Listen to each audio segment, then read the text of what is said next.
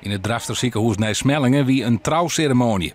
De ongeneeslijk zieke Marcel Timmerman zou je trouwen met José Rozema. Maar hij wie net besteed om het ziekenhuis uit te komen. Verpleegkundigen maken daarom een romte in het ziekenhuis daar trouwseel. Compleet met ballonnen, catering en slingers. Dan verklaar ik als ambtenaar van de burgerlijke stand van de gemeente Smallingenland in naam der wet dat het huwelijk tussen Hendrik Marcel Timmerman en Johanna Theodora Rozema bij deze is voltrokken. En jullie mogen elkaar zoenen. Jee, een applaus!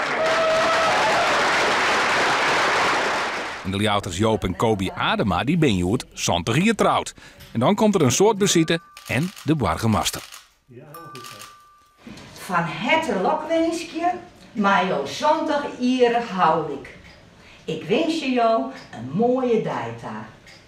Commissaris van de Koning in de provincie Friesland. Nou, geweldig. Nou, hè? mooi hè? Ja, geweldig. Prachtig. Geweldig, hè? Ja. En dit is het geheim. Oh, Prachtig. kristal. Heel mooi aandenken. Ja. Dus altijd echt kristal. Hebt u nog een advies voor andere mensen die het net als u zo lang willen volhouden?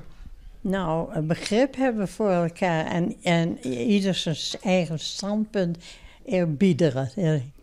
Wij hebben het geluk dat wij een hele grote liefde voor elkaar hebben. En dat is een heel sterk. Dat maakt ons heel gelukkig.